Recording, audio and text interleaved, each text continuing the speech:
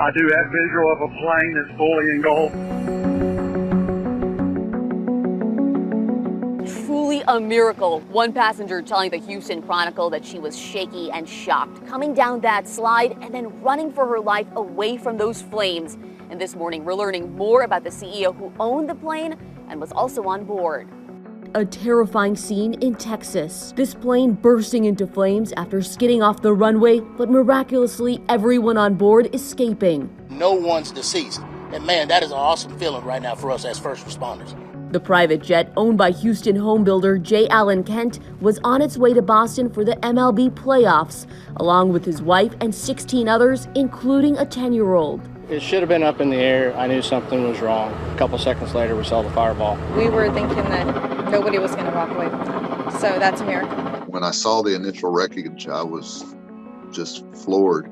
Only 2 people suffering minor injuries. This is a good day. This is actually a day of celebration. Officials say the pilot abruptly aborted takeoff, but seconds before, the McDonnell Douglas MD-87 taxiing with no obvious red flags.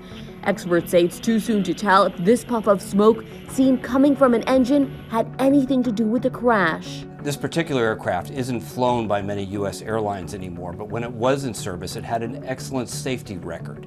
It was built very strongly. As we can see, it survived at least long enough for these people to get off the airplane safely.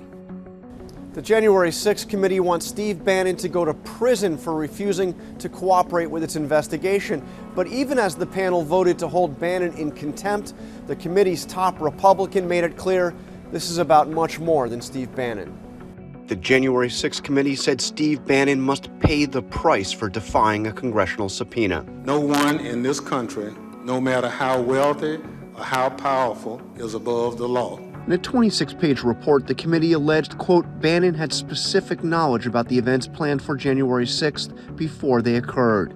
They pointed to Bannon's own words on January 5th, the day before the riot, when he said on his podcast, "All hell is going to break loose tomorrow." Just understand this. All hell is going to break loose tomorrow.